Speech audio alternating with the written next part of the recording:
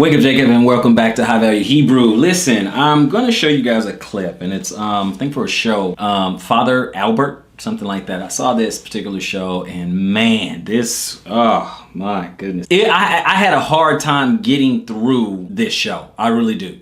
And the reason why I'm just going to show you the clip, in its entirety, rather than, start, stop, is because I would be stopping a lot, like in a lot. Okay, so I don't want to do that to you. So what I want to do is I want to just set the table, and then I will make my comments at the end, right? So, but again, this show is a segment, talk show. I think he's a Catholic priest or a former Catholic priest. I don't know. It's called Father Albert, and he's going to have Ann Coulter on his show. She wrote a book called Demonic, and she's talking about single motherhood and stuff like that. I think it's an important topic that we should all talk about and get some information on. But I want you to notice a couple things as you watch this clip before I show it to you guys. I want you to notice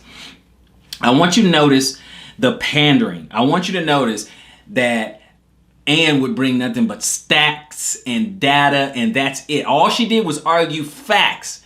And it's like the people were like Superman. All these facts just bounce off of them. They don't hear it. They don't want to hear it. It doesn't matter. And then they go with a bunch of anecdotal.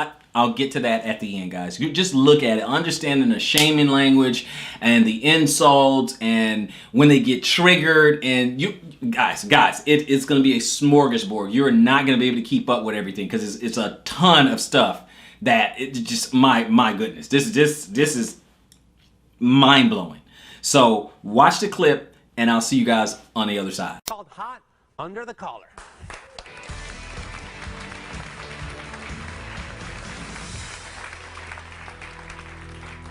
Please welcome controversial columnist and best-selling author Ann Coulter. Her new book is entitled Demonic.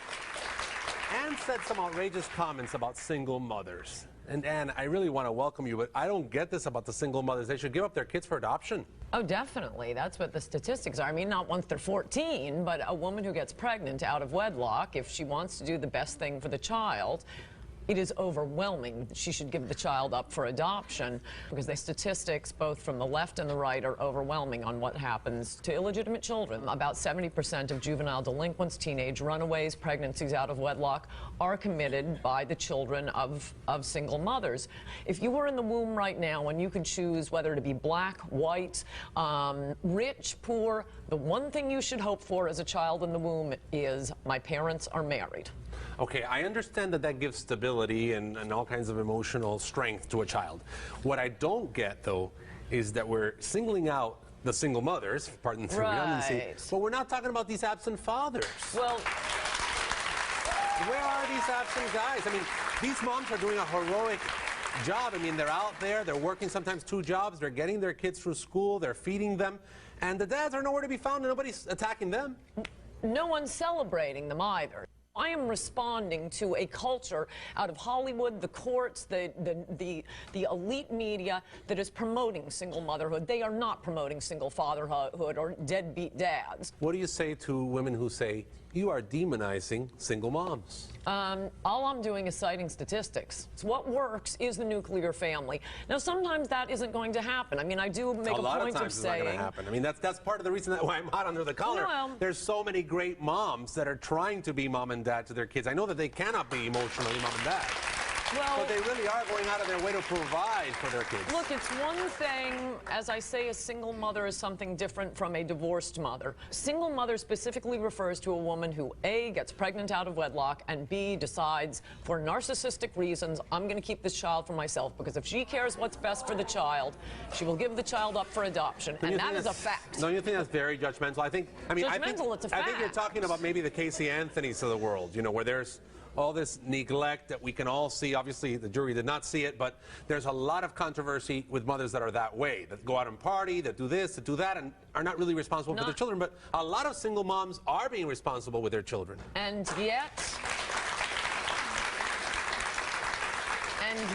the statistics still are, if you look at it from the end of the spectrum of who ends up in jail, who ends up a murderer, who ends up a teenage runaway, who ends up getting pregnant out of wedlock herself, who ends up a rapist, about 70%, according to both the Village Voice and all these conservative pro-family groups, are going to be the children of single mothers. I mean, that is simply a fact.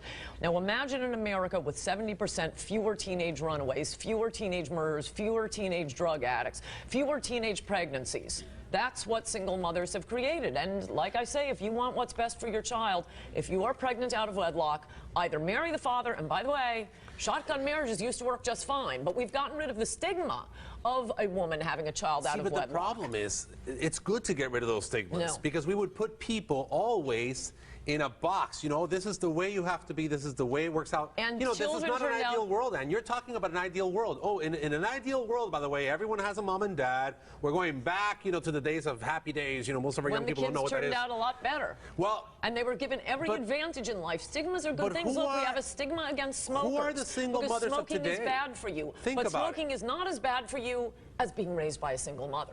And yet,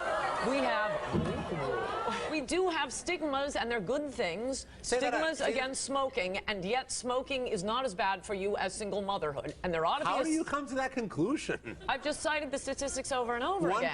One kills you. We know that smoking kills you. One destroys a life. You don't think smoking destroys lives? Maybe when you're 70, you have an increased chance of getting lung cancer. You're talking about what happens to children when they are not raised with a mother and father. Basically, every women's magazine is talking about, single mothers by choice, where women go and get artificially inseminated because they decide, oh, my clock is ticking, I want to have a baby, I don't care if I found a man in time. That is narcissistic, it is selfish, and it is not taking the interests of the child at heart at all. And you don't hear that coming from anybody else, so I am the counterweight citing the facts on single motherhood. Sometimes it happens, I wish them the best, but... And I can't imagine how much hate mail you've gotten from single mothers. That's funny that you think I read my mail. Oh, okay. I mean, I think that when you say things like that and you kind of make these blanket statements based on statistics, I say to myself, gosh, I know so many good single mothers, so many heroic single mothers.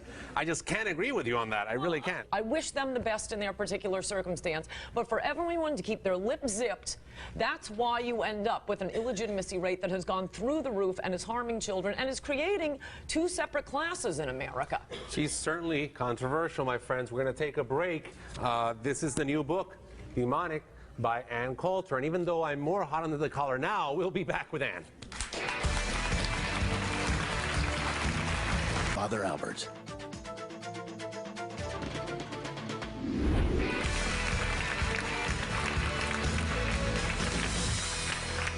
We're back with the always controversial Ann Coulter, and this audience wants to get in on this conversation. My first question is for you. Do you have any children?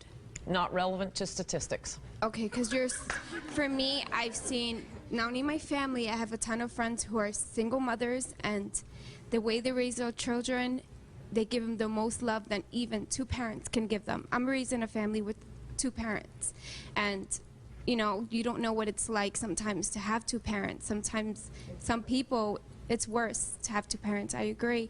You'd rather have just one parent who gives you all that love than two parents who are constantly arguing, who they've been together for years and they're miserable. And you can't speak for everybody.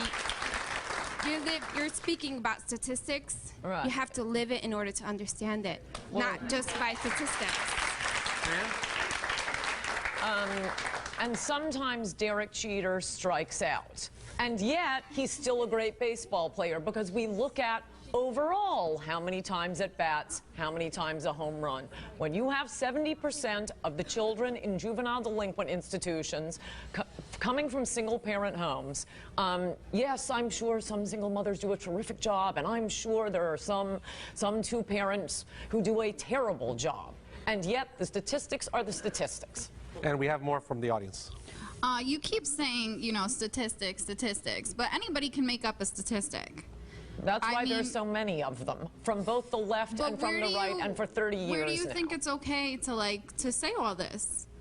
Okay, I mean, you know what, you may as well stand up. My mother was a single mother, and I'm getting, like, emotional. That's fine. You're saying what you feel. I can't talk now. Yeah, go ahead. Okay, you may as well stand up and say, I'm a smoker and I'm very upset about the smoking statistics, and don't you tell me about lung cancer. The statistics are the Please be statistics. nice. She's talking about something important to her. So is smoking, and people dying of smoking, and so is people being raised by single mothers. I don't understand. Standing up and saying, I'm a single mother and you can't say that is not an argument. Tell her about your mom. I didn't say that I was a single mother. I come from a single family. Okay, I'm not a you came from a rapist. I'm smoker. not a murderer. Don't yell at me about what the smoking statistics are. We're not talking about smoking, lady. We're talking about single parents. We're talking about something far more important than smoking, I feel. Yes, as I said, it's more damaging to a child. So for you to even put those two together is ridiculous. I know you're saying this stuff, but do you think about it before you say it? No, just shoot off at the mouth. It's a chapter of my last book. It has the studies there if you're interested. It is study after study. No, I'm just shooting off the top of my head what comes into my mind.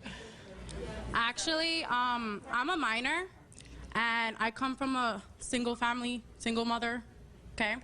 And I was raised really well. I'm doing really well. I'm going to school. I'm doing what I need to do to make it in life, and I'm pretty sure I'll probably be making more money than you, only because I'm not just famous for stating a horrible opinion, not a statistic.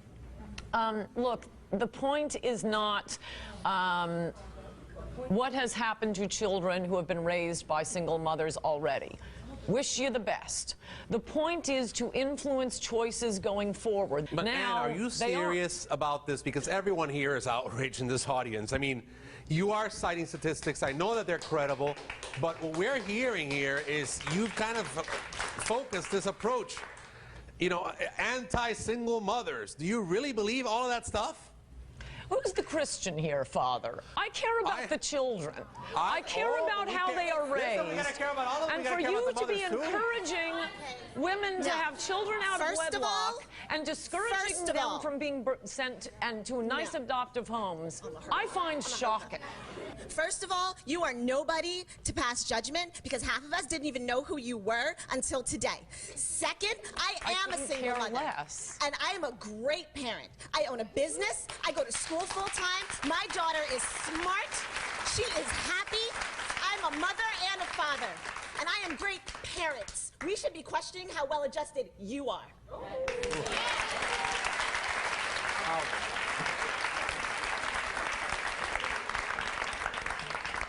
First of all, I agree with what the girl just said, and I'm a single mother as well. I have a 15-year-old daughter. We can talk to Ann without the personal attacks, right? I think we need to be balanced here and not take it from one extreme to the other, because then, you know, we're blaming her for doing something that now we're doing ourselves, and we're going back and forth. And perhaps part of the problem we have in our society today is we can't debate and talk to people who think differently than we do. And that's part of the issue here. Yes. Okay, with that said, I am a single-year-old daughter, private school, ever since she was in the kindergarten. I hold it down, no welfare, no nothing. I work full-time. She goes to school full-time. She wants to go to Harvard, distinguished honor roll. I mean, so is that directed towards me being a single mother as well? I come from a two-parent family myself, but I do very well with my child, no help, just me, and I do own a business as well. And the father was totally absent. What father? See, Ann, this is my issue, and I think that we've talked about this during the break. I was asking you, what about all these absent dads? Do you ever say anything about them? I think I've answered that. We don't have a society and a culture that celebrates them and encourages fathers to leave the women they have impregnated. When you start having movies and glamour magazines and the court system glamorizing deadbeat dads, but in fact we call them deadbeat dads. And I wish single mothers all the luck in the world. Very helpful having you all stand up and insult me. You are proving to me that you are fantastic mothers. Okay, A, I don't know where you're getting your statistics. B, I think if you're not the one carrying that child for 9 months and feeling that baby kick inside you, you know, it's easy for you to say when you're not that person carrying that baby. And C, my mom was a single mom. I never met my dad. He went bye-bye. Never met him. She raised me. She was the mom. She was the dad. I never wanted for anything. She gave me everything I had. I am 36 years old. I have a family of my own now. I have a 12-year-old, and I'm back in school now. I'm very successful, so I really don't know where you're getting this. I just don't know how you expect me to answer when I have a full chapter of this book with every footnote telling you where I got it. You want to know where I got it? You can look up the studies. You can stand up, find your own study, but there isn't one. Okay, I want to thank you, Ann, for being with us. I know that everything that has gone on here is very controversial. We're listening to different opinions, and obviously Ann's new book is demonic. Controversial too, once again, and we want to thank you for being here with us and taking the time to be on Father Albert today. And now, my friends, I want to hear your thoughts. Go to FatherAlbertShow.com and check out our homepage. We'll be right back.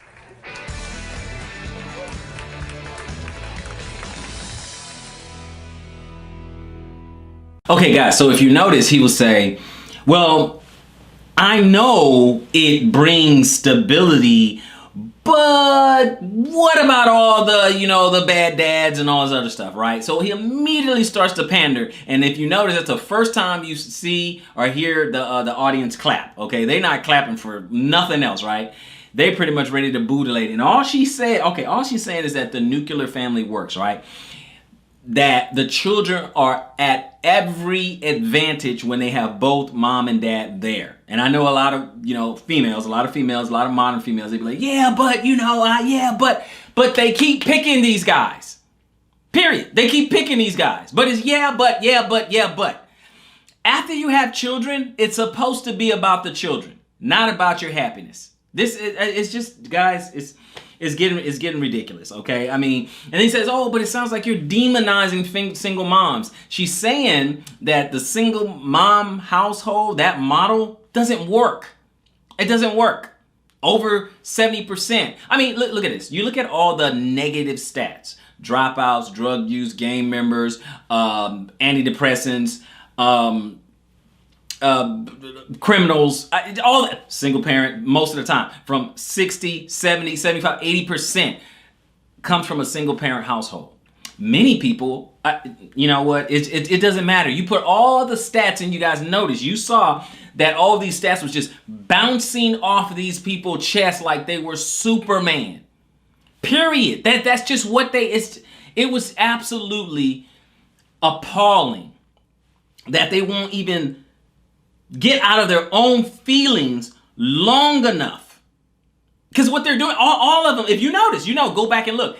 All they were doing was arguing anecdotal evidence against stats.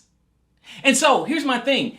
If it doesn't fit you, for instance, if you have a stats and it says, okay, 70% are like this, the other 30% are that way, and you don't fit in the 70%, then perhaps you fit in the 30%. Why are you upset? I don't understand that. I don't get it. That just doesn't, I don't know what triggers them so much. You have some of the people who come from single parents come in the audience. They come from a single parent and they say, oh, well, my mom's great and she's wonderful and all that. Okay, great. You had a great mom. All right. Maybe you're in the 30%. You're going to turn out just fine. How does that change the stat in any way? You guys are gonna have to help me with that. They immediately becomes triggered. They don't want to hear the facts. They don't care what she is saying. And all Ann Coulter is doing is coming with facts. That's it.